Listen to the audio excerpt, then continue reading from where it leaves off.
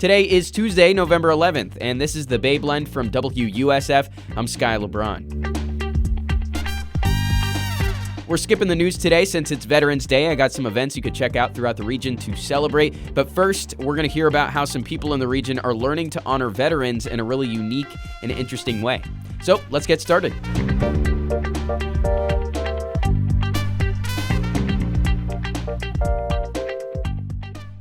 There are some really cool ways in the region to celebrate Veterans Day, whether that's cookouts, parades, or other types of celebrations. But for some people, there's a quieter way to honor those who served. WUSF's Daylina Miller found a group of Tampa volunteers who were learning to properly restore headstones of fallen and deceased veterans. Day, this just seems really unique. How did you even find this group? Hey, Sky. So I actually came across my personal Facebook feed. There's a group that I follow called Death Cafe Ybor, and it's a group that gets together monthly to talk about various facets of death, everything from the practical to the spiritual. And the person who runs that is actually Joseph Winters, the general manager of Rose Hill Memorial Park in Tampa, where this Veterans Restoration Workshop took place. And the guy who's running this workshop is Andrew Loomish. He's actually known locally as the Good Cemeterian, and he's been doing this for more than 10 years. And one of his motivating factors is that a friend and employee of his, a veteran, died by suicide. I can't change the past, but in a way I get to talk about Chris. I get to honor Chris every time I honor another veteran, when I'm able to restore that monument and tell their story. Wow, Andrew Loomish sounds really passionate about this. Day, how many people were out there, and what tips and techniques were they learning? There were about 10 people on this particular morning, so it was a pretty intimate gathering. But I learned a lot while I was out there. I didn't realize you can't just walk into a cemetery and clean and restore a headstone. You actually have to get permission from living relatives. That's because of a state board that actually governs that sort of thing. So Andrew Loomish recommends that you practice on your own family's headstones before you try to get permission to go and clean other headstones.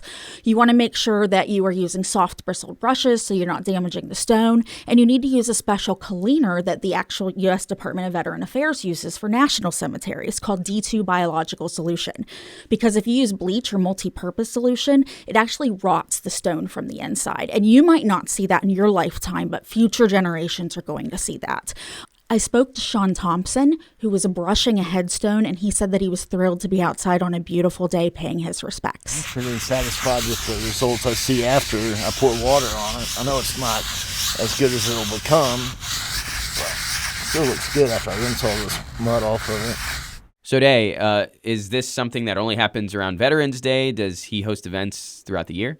Throughout the year, you can follow the Good Cemeterian on Facebook and Instagram. And not only does he post the stories of the veterans whose headstones he cleans, but he posts events that he's doing all year round. And if you want to listen and read Day's feature, you can right now at WUSF.org. There's photos and video of cleaning of the headstones as well, so you can kind of see how it looks like in action.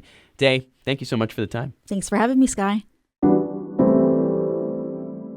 With it being Veterans Day and all, I got a few places you could celebrate across the Tampa Bay region today. In Riverview, the American Legion is hosting a Veterans Day cookout off Highway 301 from 2 to 4. I really like the description to this one. It's short and simple.